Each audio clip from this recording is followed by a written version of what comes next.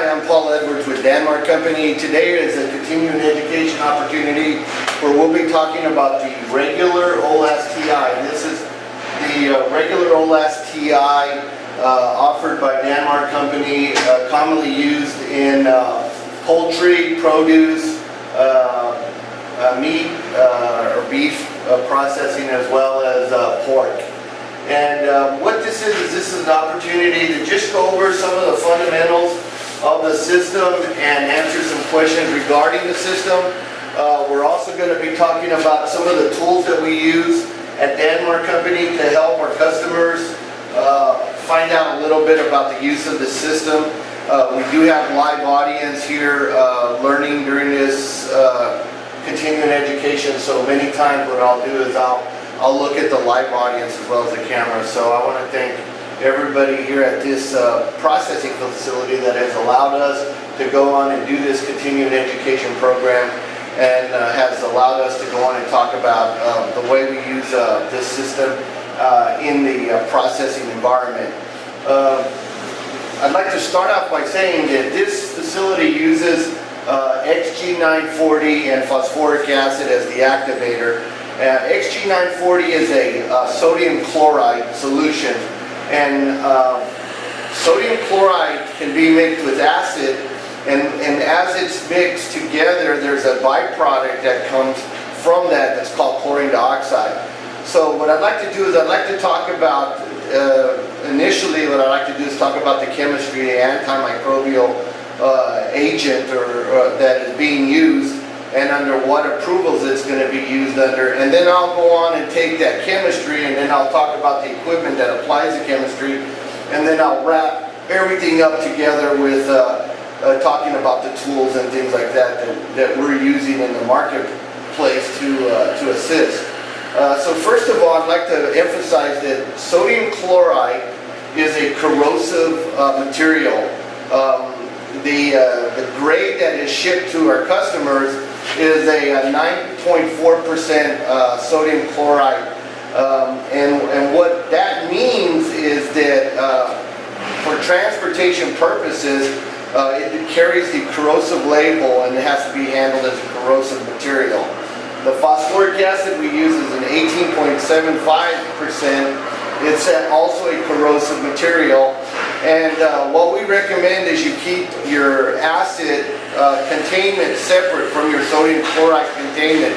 In the event that both are spilled at the same time, they're handled separately. Okay, so that's one thing that we want to recognize about acid and sodium chloride from a safety perspective. You do want to have glasses or safety glasses, so you always want to be wearing safety glasses and glasses while using these chemistries, and then you want to have latex gloves to protect your hands. So remember that you want to keep safety first, and the way you keep safety first is you wear safety glasses and you wear latex gloves when you're around the chemistry. Other than keeping the containment, separate containment for the phosphoric acid and the sodium chloride, you can refer to the label of the product. And in this case here, the label's on this side, but that's fine. But you can refer to the label for any specific information, such as emergency numbers and so forth, that are important to you. As we talk about the chemistry, it's important to realize that acidified sodium chloride is used under basically two approvals. The original manufacturer of the sodium chloride, Biocide International, sought a FCN, Food Contact Notification. The Food Contact Notification that applies to this chemistry on beef is FCN 450. So we have an FDA approval on our product. It's a Food Contact Notification. It's FCN 450. If you contact me at danmarco.net, I'll be glad to get you a copy of that document. Alongside of that document, we have a USDA approval. Okay, and USDA approval is technically a listing into their safe suitable ingredient list at 7120.1, and in that safe suitable ingredient, that listing that we have there, it does refer to FCN 450. So I can give you that document as well if you need it. It's just got a bunch of different stuff on the 7120.1. So sometimes you need help finding us among all the other stuff that's in there. So I'll be more than happy to help you there. The more things that I can say about the approval, the things that are important to the processor, I'll go over are, first of all, we have a specific range that we're approved to be used at. And that range is from 0 to 1200 parts per million total acidified sodium chloride. And as I look at our audience today, I've seen some nods, so that means that they're well versed with 7120.1. So that's kind of like our guiding light through USDA, what we can use. So as I mentioned, we have a range of 0 to 1200 on total acidified sodium chloride. We also have a range on free chlorine dioxide. That range is 0 to 30 parts per million free chlorine dioxide. And then the last range that I'm going to talk about is pH. Our pH range is from 5 to 7.5. So as long as you're within each one of those three ranges that I just gave you, you are within the approval. Now I want to go a little bit further than that. In the industry, particularly under your HACCP plan, particularly under a food safety audit, the industry will require that you have supporting documentation. Okay? So here's what I want to say on supporting documentation. If you are a raw meat processing facility and you're using a raw meat supporting documentation study, and typically a study will include an inoculum, so it'll say, like, it could be an E. coli 0157H7 inoculum, and that inoculum is used to apply on the raw meat. And then this intervention, acidified sodium chloride, this might be the first time I ever mentioned acidified sodium chloride, but that is our technical name for our use, is acidified sodium chloride. It is not XG940. USDA didn't per se approve XG940, they approved acidified sodium chloride. So for acidified sodium chloride to be used in the beef industry and supported, well supported with scientific evidence, you have to have what's called an inoculation study. And so Danmar Company, Biocide International, and many other colleges and associations have studied acidified sodium chloride, particularly our approval, and they started out with an inoculation of a pathogen that this chemistry is intended to control. So that pathogen in the case that you may be interested in, E. coli 0157H7, would start out with a known amount of the pathogen. And normally that could be anywhere from 6 to 8 logs of the pathogen. Then when you apply that bacteria onto the surface of the meat, and they have enumerated the surviving organisms, then the next thing they do is they apply a chemistry. And that chemistry, acidified sodium chloride, is at a certain concentration. And so it's documented that that concentration was used to apply on the surface of that meat during that inoculation study. And then what will be recorded is the knockdown. How many of those organisms died and how many of those organisms survived. And so that would be your supporting documentation that your antimicrobial intervention works at that concentration. Okay? Now that sounds really complicated, but just take your time when you look at these supporting documents, and you'll see that they're relatively easy to understand when you read it. But just contact me, Paul Edwards at Danmar Company. I'll be glad to talk the details of that study over with you. Okay? We are a partner with you on getting that information and understanding it. The second thing is that you have somebody in your plant that may be your regulatory person, or it could be your HACCP person, or it could be somebody that makes decisions on where that concentration needs to be. discuss the scientific evidence that you're using and ask them if that's an approved amount, what I mean, not by approved amount, but is it an amount that's acceptable to management? Because with every antimicrobial intervention, there's a cost associated with that intervention, and many upper echelon decision makers will look at cost per pound, and then they'll determine, okay, can we go on and do something with that cost per pound? And if that is an interest to management, then a less concentration, of course, would be a less cost per pound. So make them a partner in that decision-making process, because that's very important. Danmark Company has invested in validation studies throughout our approval scale. So what I mean by that is at 180 parts per million total acidified sodium chloride, we have a validation study. We have a validation study at 460 parts per million. And we have a validation study at 800 parts per million. So throughout that scale, we have a validation studies so that you can get a general understanding of what that range is and what that anticipated microbial reduction is. So I encourage you to look over all the studies that Danmark has available to you. Take a look at that. One other thing that I want to go over, and then we'll move over to the equipment portion. There's a STEX, which are non-0157 E. coli. The USDA introduced them as adulterants this year. We have validation studies on those as well. So please get with Danmark Company on your supporting documentation and that well. The point I want to make is whatever your SX study's lowest study concentration is, and whatever your lowest E. coli 0157, whatever the lowest concentration you have on file as your supporting documentation, you never want to go below that level. And your E. coli 0157 studies need to be at or above your STEX study.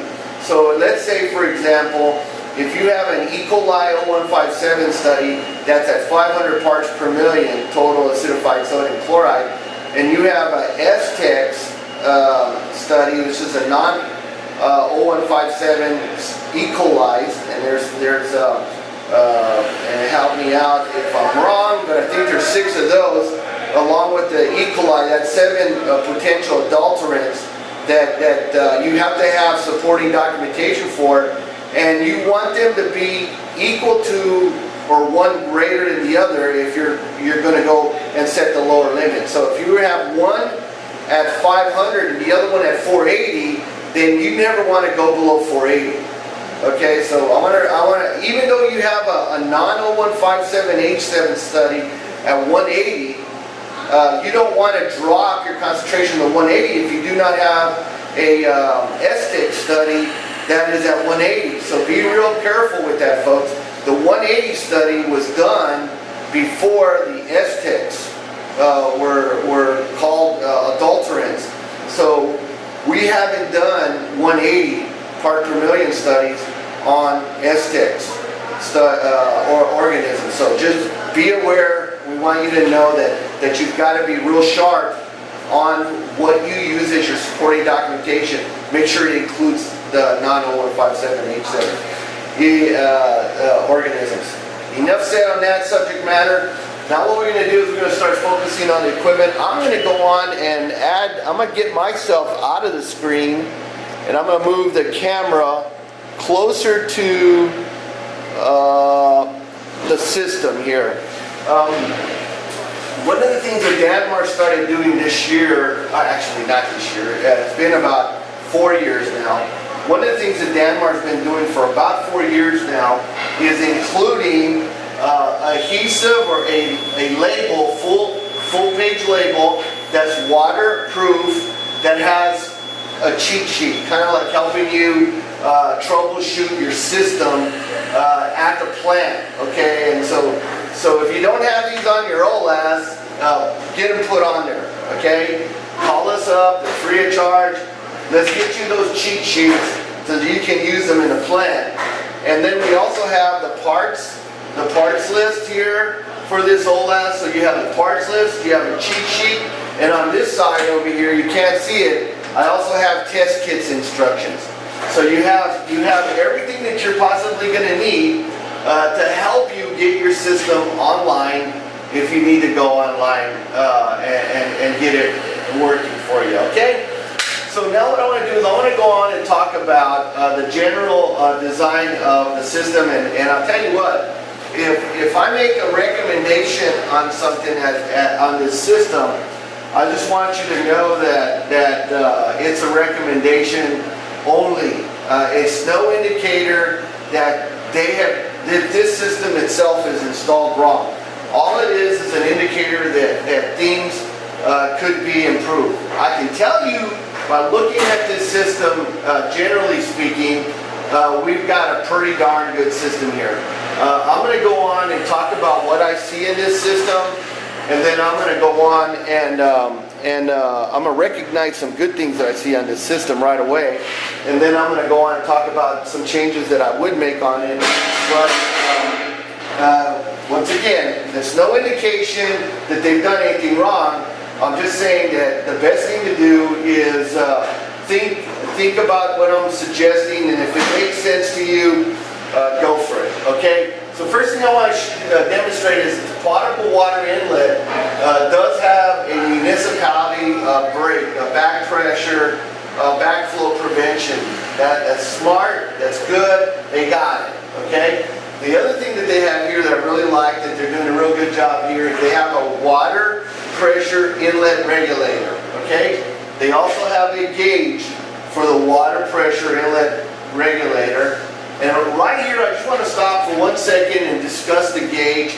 This is a common oversight that I've seen in the marketplace or out in the industry. I just want to give you my 2 cents. Once again, it's not an indication they've done anything wrong. It's just something that I've learned being an instrument tech over the many years, selling instruments and learning things. I want to pass these nuggets of information on.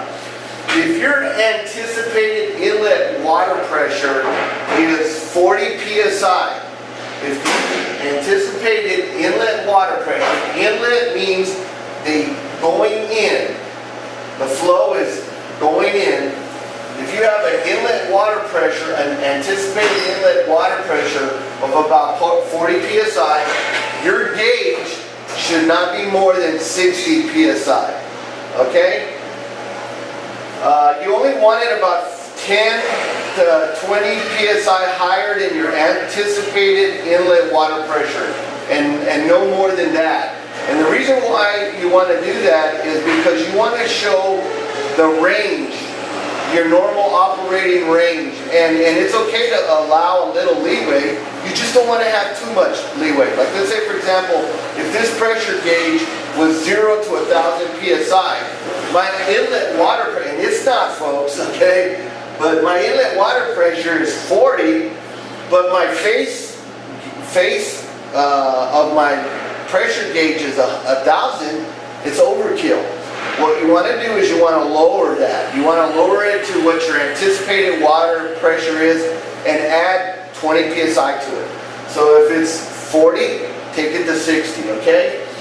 That gauge right there is about a 2.5-inch gauge, perfect. You can get a 3-inch gauge for it, you can get a 4-inch gauge for it, but that one's fine. It's a brass stem gauge, that's fine. Brass is okay on potable water, okay? So that's key to remember. Okay, now, in this case, what's happening is the water inlet is going past the top of the OLAS, it's going through a filter, an inline filter, and then it comes back around and then it enters the OLAS here at the top. Okay, so that's where your potable water inlet's coming in. The water is going to come through the gate, through this pipe, into the OLAS, and out of the OLAS, into this stream right here. This is your sample port. And let's see here. Can you see that, folks? Sorry about that. Let me see. Okay, here we go. You got your water coming out, or your chemical coming out, and then here's your water port right here, your water sampling port. I'm going to take you back over to the pump here. I'm going to bring it back down here because I want you to get this. I'm sorry if it's a little bumpy.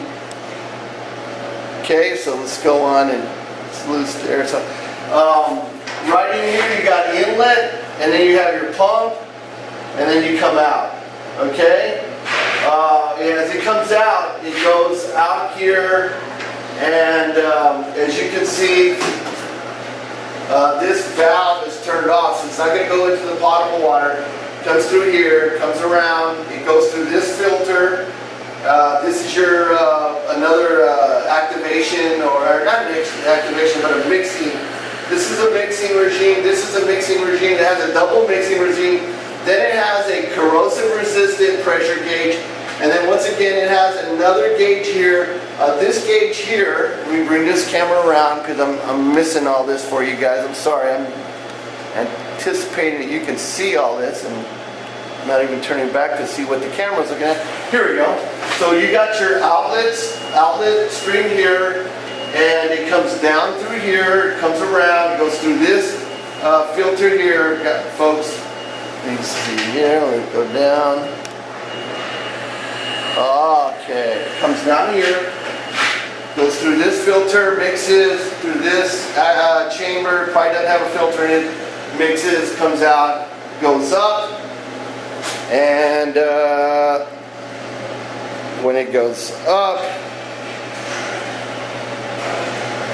it sees a corrosive resistant regulator, and then it sees another gauge right here, and the gauge is a stainless steel stem, a stainless steel body, and I like that faceplate is a 0 to 30 psi faceplate, so that gives us a good idea of what the outlet pressure is.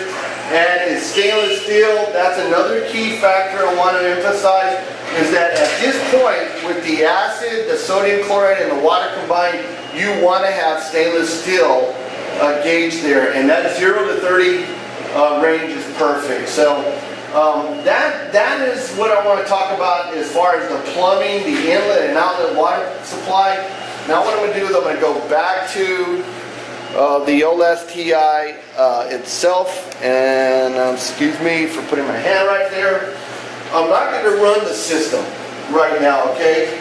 I'm going to do that offline, and I'm going to do some titrations and stuff like that. It has no need to do that on camera, but I just want to go over some things right now with you regarding this system, okay? I can tell you by the settings of this pump that we're doing pretty good, okay? I can tell you that our total, our free, and our acid will be fine based on the settings, and they look to be fine. But my point is simply that you can't tell just by looking on that what the concentration is, okay? So you always have to use your test kit to determine your total acidified sodium chloride, your free chlorine dioxide, and your pH. So you have to have pH paper or a pH meter to measure for the pH. You have to have a test kit that measures the total acidified sodium chloride, the free chlorine dioxide, and then you have to have a total pieces of information have to be added to a monitoring log. And you have to, and it's always been Denmark Company's recommendation that when you test, that you test in the morning prior to production and at the close of production. You test again and you document what that is. Now, if you've had a history of maybe some challenges with the pump, something you can't explain it, so you're in a period that you're still evaluating the pump or you're evaluating your equipment, you want to test more frequently. So if you're monitoring your pump throughout the day, you need to be testing throughout the day. So if you're monitoring every 2 hours to see how that pump is doing, don't do it with just a visual test. Do it with your test kit, okay? Testing has to be done two ways, visually and with the titration test kit, okay? So that you can make sure that what you're running at, you'll be doing. I'm going to go back to your tools now, folks, and I want to start wrapping up this seminar here, this continuing education. want to go back into the troubleshooting checklist. I'm going to bump the camera up just a little bit so you can see this. Okay, when you call Paul Edwards at Danmar Company up and you say, Paul, I got a problem. I cannot figure out what's going on with my system. I'm always going to refer to the customer service, the troubleshooting checklist. Always. Always, always, always. I'm going to refer to you to look here, okay? If you look closely at this with the camera, I'm going to try to look closer. Apologize for the limited capability of the camera. But if you look close here, you'll notice that the first place I start with the troubleshooting is the ceramic weight and the check valve, okay? On the bottom of the tubing. This tubing is located at the very bottom of the chemistry barrel, okay? Whether it's sodium chloride or acid, it has a ceramic weight and that check valve. If that's not in the bottom of that chemistry, that solution will not work. So you've got to have that. If you tell me over the phone, Paul, I've got the ceramic weight and the check valve, filter check valve, it's at the bottom of my tubing, then the next thing I'm going to ask you to do is to check your chemistry and make sure that you got plenty of it. Okay? Yeah, I have acid, I have sodium chloride. Okay, then what I might ask you to do is grab your pH paper and check your acid. Your acid should be 1 pH. Check your sodium chloride should be 10 pH. I might ask you to check that. Okay, that's why that's there, is to tell you what I'm going to be looking for. Then the next thing I'm going to do is I'm going to rule out other cross-contamination possibilities.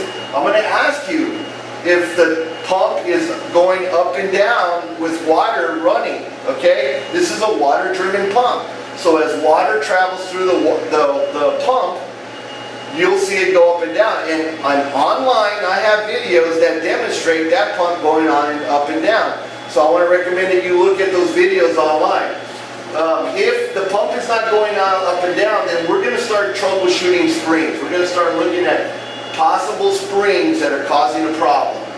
The last thing I'm going to do is I'm going to ask you to check your inlet water. Now, here's the brilliant thing about this company here that I'm visiting, is they can tell me whether they have water pressure coming in and coming out by their pressure gauges. You see, right now the pressure rate gauges, both of them are measuring 0. That's because there's no water pressure going on through this. But as water pressure runs through it, the gauges are going to measure that water pressure. That's the reason why you don't want to have a 0 to 1,000 psi pressure gauge if you're only at 40, because it may have a tough time registering the 40 psi because the face, it has such a wide span, okay? So keep that in mind. The next things I'm going to be looking at is there any evidence of chemical moving through the white block? That's what this portion is the white manifold of the pump. And I'm going to lower the camera there so you can see that. Okay, I appreciate that. Sorry for all this changing and everything. That's about the max we're going to be able to get there. And so this is the white block. I may ask you to unscrew that with the pump running to see if any acid and sodium chloride is pouring out of that. And the last thing I'm going to look at is the check valve. Okay, if you have a failed check valve, you're not gonna be operating. Okay, a failed check valve can fail closed, and no matter what you do, that acid is not, or that sodium chloride is not going to move past that check valve. So that's why preventative maintenance is very important for your system. Now, what I want to do is I want to go down here. Apologize for all the moving. It's all important stuff. Okay, this right here is the OLAS-TI parts list, okay? And that part list has all the parts and part numbers. Folks, when you go to order parts from Danmar Company, you need to know those part numbers at the very minimum, okay? Right here you have part numbers, okay? And then you have part descriptions. So give us your part number, which is here, the part number. You can give us an item locator number, which is where on this little graph it is, and that's what those numbers are for. And then you have a description, okay? Call us up with that information. Here you'll see our hotline. So I have an 888 number, which is a toll-free number for our hotline, and we have a regular 817 area code number there as well. The wetted ends kit is a very important part of this system, okay? You would never think about driving your vehicle 100,000 miles without changing the oil. Well, this pump system also has a requirement for preventative maintenance. And I recommend that you get with your Danmark company rep and order your wetted ends kit so that you can maintain a well-managed pump system that's reliable and that's giving you accurate chemical concentrations. Well, I'm going to wrap this up. I really appreciate your attention. Please give a call to Danmark Company and ask for Paul Edwards any technical questions you might have. Have a great day.